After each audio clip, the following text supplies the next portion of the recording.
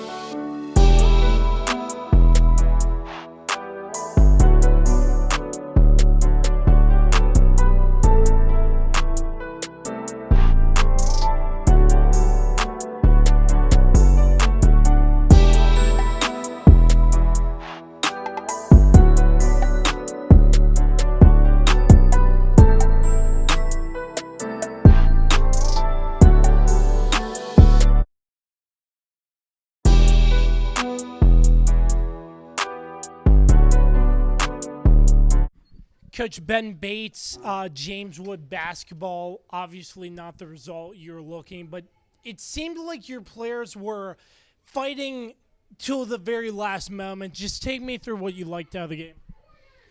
You know, we were down 16-12 early in the game, and they subbed, and we didn't match up, and we left number 3 open in the corner, and he hit a 3, and really from there the game just completely spiraled.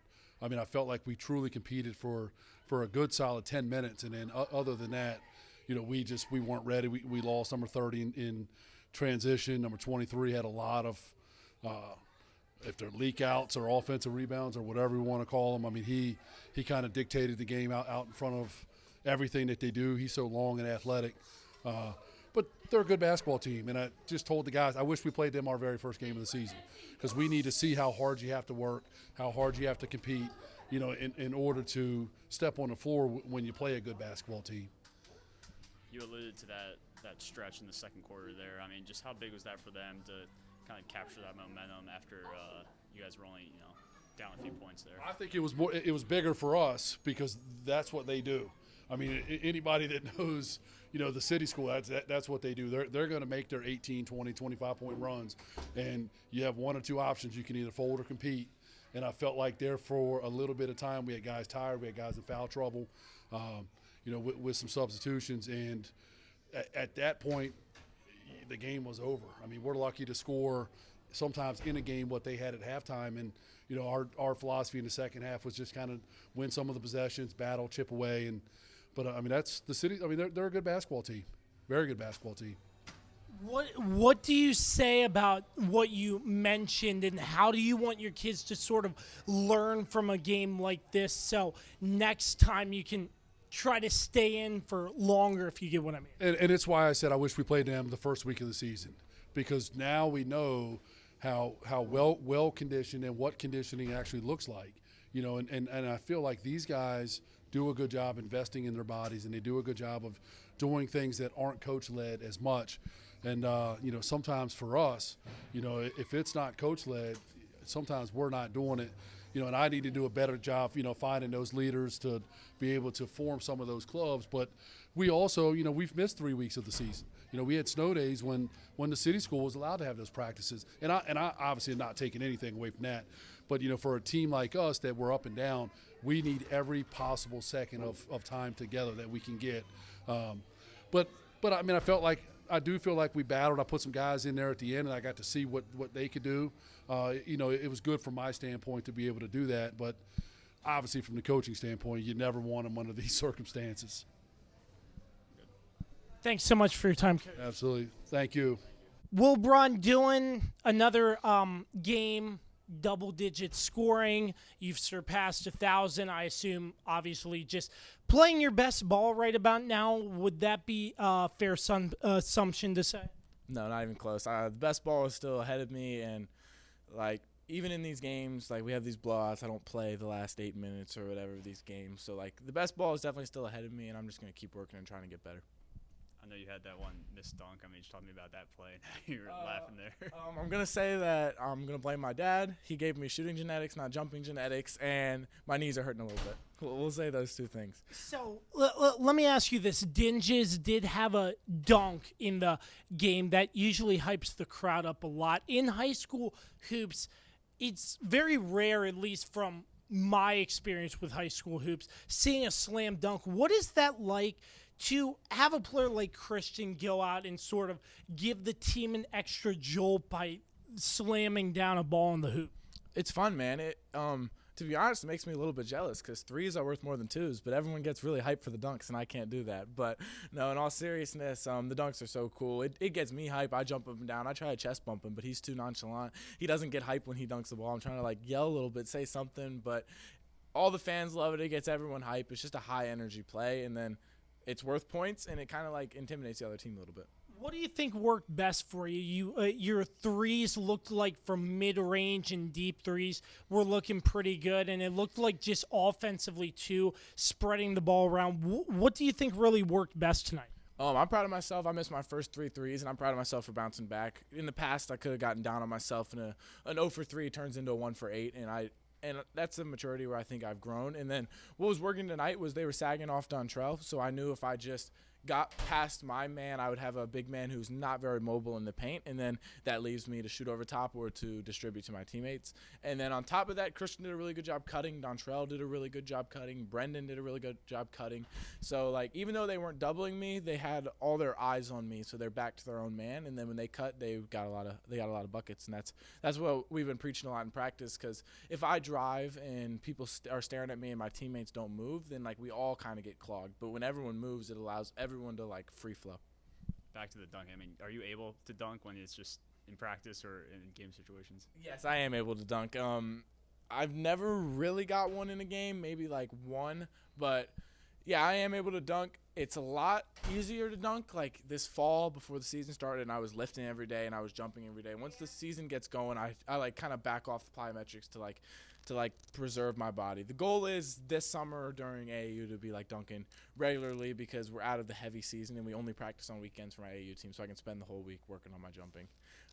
I'm not an above the rim player, so dunking is more to me just to show college coaches that I can do it rather than something I'll ever really use in a game, because in a game without getting the paint, I'll play off 2, maybe throw a couple head fakes and shoot a little fadeaway, I know your coach talked about the fast training and how that's been a big thing for you, especially weightlifting and everything. Is that something that you're pushing to? Even I know you was it deadlifting 400, 500 pounds or whatever it is. I mean, just talk to me about your weight training and how that's really helped you develop as a player. Frisbee's the GOAT, man. I owe so much to Frisbee. Even earlier this week, I was dealing with a little bit of a hip thing, and I went to Frisbee, gave me some stretches, and I'm feeling so much better. Funny story how I met Frisbee. We were actually in Apple Blossom, and he had this tent set up, and he saw me shooting on one of the games. I was 8 years old, and he was like, "Hey, how would you like to get stronger and faster?" And my dad perked up. He was like, "Stronger and faster," and then I've been training that fast ever since. And he's just his energy inspires me to lift weights, but I knew I was never going to be the fastest player, and if you're not going to be fast, you might as well be strong. So I focused on deadlifting, and I deadlift 475 earlier this summer, and then lifting is just such a big part, not only for me to be strong and to be able to move guards out of the way, but it also is good for injury prevention. I've played every single high school game of my career, never missed a game, and I owe that to being strong and durable. So offensively, I asked Coach Harrell-Zook about the transition off the turnover. It seemed to be working really well for you all. Just take me through from your viewpoint how the transition offense worked so well. Oh, it was working really well because they weren't able to get high percentage shots near the rim. They were shooting a lot of tough mid-rangers or even 3 balls or just turning it over. So when you shoot far shots, you get far rebounds, and a long rebound is the first pass in a transition. So a long rebound was causing a transition, and we just run the lanes. And if you think about me and Javon running to the corners, you're going to have 2 people running with us. There was multiple times where I would sprint in transition, and Brody or Ashby would come and guard me, and Christian would just go right down the middle of the lane. So most teams are taught to sprint back and clog the paint. Their other teams' coaches are yelling them sprint back and find the shooters because we're so deadly from outside. That just opens everything up going to the middle. I know you guys got a pretty tough stretch of games coming up, especially with Skyline and Spring Mills. Just talk to me about how the team's mindset is going into the final stretch of the regular season. same mindset. Play as hard as you can every single possession. Don't waste a minute. This game is a gift. Go out there, give it as all you can, and then execute the KYP. And that's been the recipe for 17-0, and that is what we want the recipe to be for 22-0 and all the way into the state tournament. And we've been preparing for teams like Skyline all year, practice by practice. Like, I feel like we're the most prepared team every time we step on the court, and that's a credit to our coaches. That's a credit to everyone in this program, and I believe that we'll be prepared. It's just about whether we play as hard as we can every single possession. What's KYP? KYP is know your personnel. So it's like basically like a scouting report. And just last but not least, obviously I think I asked you this before, but it seems like game in and game out, week in and week out, your team gets closer and closer. How close is the bond as you enter in this last month of the season in retrospect? Dude, we're so close. I love it so much. We end every single game with a prayer, and today we ended with a prayer, and Coach Finley looked at me and asked me to pray. And when I prayed, the first thing I said was I just want to, thank God for my brothers and for us being such a close-knit group. I really mean that from the bottom of my heart. Basketball is a sport that eventually none of us are going to be able to play, but these relationships are something that's going to last a lifetime. Coach Zach told us at the beginning of the year, there's only two things people are going to remember about your high school career, and it's how you treated people, and it's if you won. And that's something that really stuck with me, and I think it stuck with the rest of my teammates. No one's going to remember if you scored 30 against James Wood on a Tuesday night. No one's going to remember if Christian dunked on someone on a rather Thursday. They're going to remember how you treated your teammates and how, in the relationships that you made, they're going to remember, is there a banner in there that says John Handley, high school state champion? And that's been on my mind all season, and I think it's been on the mind of all my teammates. One last thing. I think your coach mentioned Purdue was looking at you a little bit. Is that accurate? Yes, that is accurate. And what other schools are there out there that have given you some looks? I have talked to my dad and Coach Zach, and I like to ask them. I want to focus on me getting better as a basketball player now, and then my junior summer I'll really get into talking to the coaches myself, so they handle the relationships. But just of what Coach Zach has told me, like Tech, UVA, VCU, Purdue, Wake Forest are with a lot more mid-majors and a couple more high majors that look at me. June 15th is the day that they're allowed to text me directly, so hopefully June 15th I'll be waiting by the phone, waiting for their texts and calls and answer them. But there's still so much more I can grow as a player, and I don't want to commit until after my junior summer, so I'm just going to keep working, and I'm going to let the pieces fall, and then I'll build my relationships with the coaches and go where the best fit is for me as a person. What does that mean to you? You're getting so many offers already in your sophomore season. Honestly, I never expected it. My dad used to tell me when I was fifth grader in Rising Stars, hey, 1% of people play D1. That's probably not going to be you. And he was right. That takes a lot to go right for that to happen. I am so lucky to have my dad and Coach Zach and every single person that's been along my basketball journey that has just poured into me. And then I'm so lucky to have these talents from God that they have translated into making me a good basketball player. So I just look at it as a blessing. All I did was listen to the people around me and work as hard as I can. Most people don't do that, but it wasn't some grand scheme of me being smarter than everyone and putting in different kind of work. It was just I'm so blessed to have amazing people behind me and around me, and I just did what they said, and I worked as hard as I could. And it's gotten me here, but here isn't where I want to be. There's a difference between getting an offer from Purdue or getting an offer from UVA and then going to there and being a valuable player in the NCAA tournament. And I want to make a career out of basketball, whether that's in the league, which is crazy to say, but I believe that I can make it to the league, or in Europe or in Australia or even some pro team in America. And then after that, I want to coach. So I want my whole life to be basketball. I love this sport. God has blessed me in this sport. I've met all my friends and my family in this sport. I just want to keep playing this for the rest of my life. So it's really cool. And what's your dad's name? My dad's name is Aaron. He played basketball at an NII in Tennessee called Brian. So is it A-A-R-O-N then? Yeah. Okay. We'll appreciate your time, my friend. Yes, sir. Thank you. Coach Zach Harrell-Zook, the Handley Judges, a big win over James Wood. Take me through what you saw early on. James Wood maybe giving you some fits there, but overcoming that, just take me through what you saw and what led to the win. Yeah, it's a very well-coached team. I have a lot of respect for Ben Bates. I think he's doing a great job with the program. They came out with a game plan, and I thought, for a large part of that first quarter there, they were executing it very well. And then what we needed to ramp up was our defensive intensity, our effort, staying disciplined to our principles, and trying to force some turnovers to get offense from defense, which was good. I've seen you guys maybe start slower than you want to sometimes, and then you're able to, just capitalize on opportunities and make those adjustments. Just talk to me about how you as a coach talk to your team in those situations, making adjustments, telling them, what they need to change or what personnel or plays you guys need to run. Yeah, I think for us, it's a goal to get. I want to see, 20 on the scoreboard in the first quarter. Like, however we get there, like you might go through spurts where, hey, possessions slow down, or hey, we missed 2 in a row, or what. But like when the quarter ends, if you can be at 20 or more, we feel pretty good about the game going forward from there. So it's just reminding guys that, hey, it starts with defense, right? Defense translates to offense, and then preaching taking great shots. If we take great shots, they're more likely to go in, and just reminding guys of that, right? Let defense create offense, take great shots on the other end to get them to start falling. So that I think we ended the first quarter maybe 19-12, so we were 1 point shy, and I thought they did a great job, kind of controlling the pace there that first quarter, and then we tried to amp up some pressure.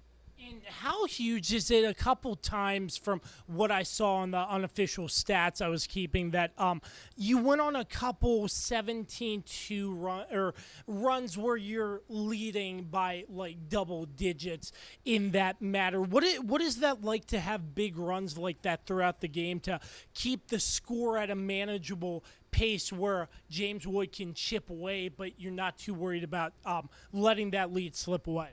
Yeah, I think when you have, a talented group and skilled group that play well together and understand each other's skill sets and how they can score together, I think that you're equipped to go on runs like that throughout the course of the game. But, I would just circle back to all that starts with defense and how typically when we go on those runs, it's defense creating offense. We're getting a stop, we're getting a rebound, we're running the floor, right? We're getting wide, we're running our lanes, we're spacing the floor out so that we can, use our skills to put the ball in the hoop. I know you've talked about when number 30 over there, is getting a lot of looks on defense, that guys like Christian Dingus are able to step up. Just talking about his performance tonight. Yeah, I think we talked about in the Millbrook game, where it's like if you double Will, you're basically making a decision to give up 4-on-3. And I just think we're too talented to give up 4-on-3. I actually thought that Coach Bates had a great game plan, which is put his best, hardest working defender on Will and tell him, just give it your best shot. Chase him around everything. Don't go under anything. Don't let him pop on anything. And, when they had reasonable situations where they could double, they would do it. They'd be heavy in the gap. So I thought they had a good game plan for that. But, Will's going to be hard to stop, no matter what the game plan is. And then you've got other guys that are going to be able to play off that. Christian, Dontrell, Javon, like they've learned how to find space, how to cut to areas, how to flash to open areas of the floor when Will is getting doubled. So that's one of the things I've been really pleased with. Early on in the year, Will's getting doubled, and we're just standing and watching. Now Will's getting doubled, and we're finding the open areas of the floor. In a game like tonight, Will had 30 points on 11 shots, but he had 7 assists to go along with it. So he's going to come off the ball and make the right plays, when space is there and when defenses do those coverages.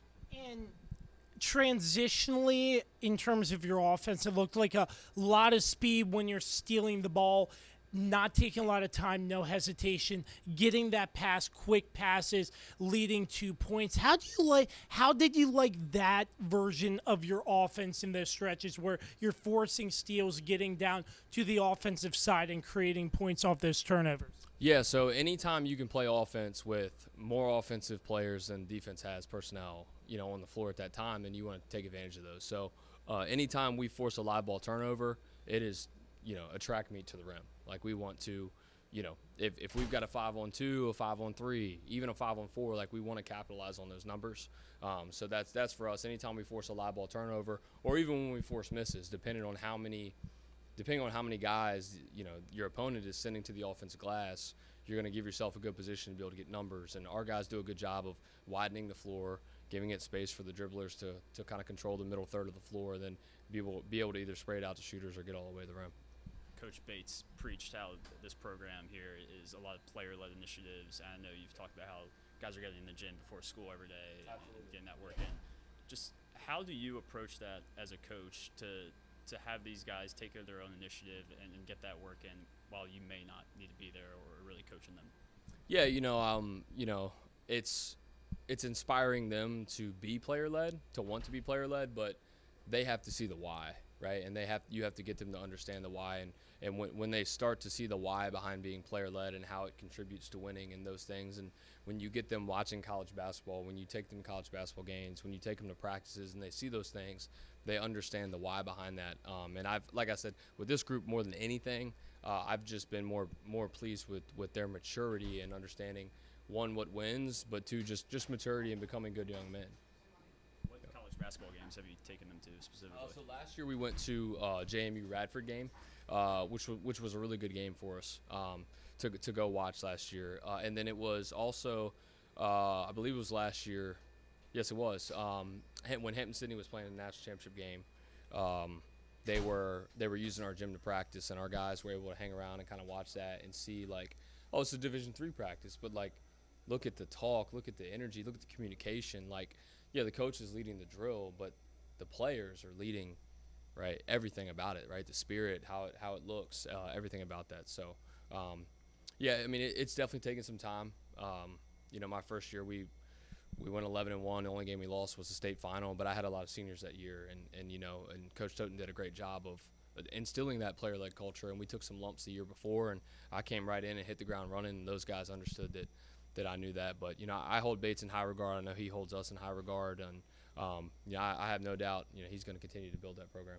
In staying undefeated, this program, obviously, I know you're not really looking at the record except to make sure you secure that home playoff game, but getting into February towards the end of the regular season with more meaningful basketball, how does it feel just to continue that undefeated streak? Yeah, absolutely. Our message has been every game matters and one game at a time. So right now, next up is Skyline. I think it's a very talented group of players. Typically, year in, year out, Skyline's going to have athletes. They're going to have some talent. It's going to be up to us to stick to our principles, execute, be fundamental, and play better basketball for 32 minutes.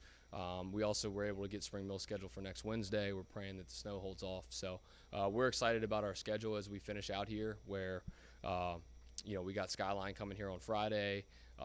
Next week, we have Spring Mills coming on Wednesday. We're 3 games in a row next week, actually. Go to James Wood, Liberty at home for senior night, Spring Mills Wednesday, and then Millbrook again on Friday. So we feel like we got pretty good tests in there with 4 games coming next week to finish things out. And then if we play this district tournament, we would love to play Meridian. So. And just last but not least, I'd like to rewind to your last game against Shenandoah, not looking at any statistics or anything like that, but the honoring Douglas night, obviously the Douglas school getting the throwback jerseys, etc. I know that's a tradition Handley started not too long ago. I just wanted to get your thoughts being in this program and doing something to honor the past like that. What is that like for you? Yeah, I've said since I've been here, it's the coolest event I've ever been a part of as a player, as a coach, anything I've ever been a part of. It's awesome just to see, I walk slowly to the locker room at halftime just to see everyone walking and making their way out to the floor and seeing how many alumni are still around. And, when I first was here, Randolph Martin was still coaching the girls side, and, seeing him be out there is just really awesome to see. But I just think it speaks about the community of Winchester and, how we can all come together and, put on a great event like that. And it's been great for our guys to see that, you're playing for something bigger than yourselves. And it's been great to be a part of that event. It's the coolest thing I've ever been a part of, player coach. Coach, appreciate your time. Thank you. Yep. Thanks, guys.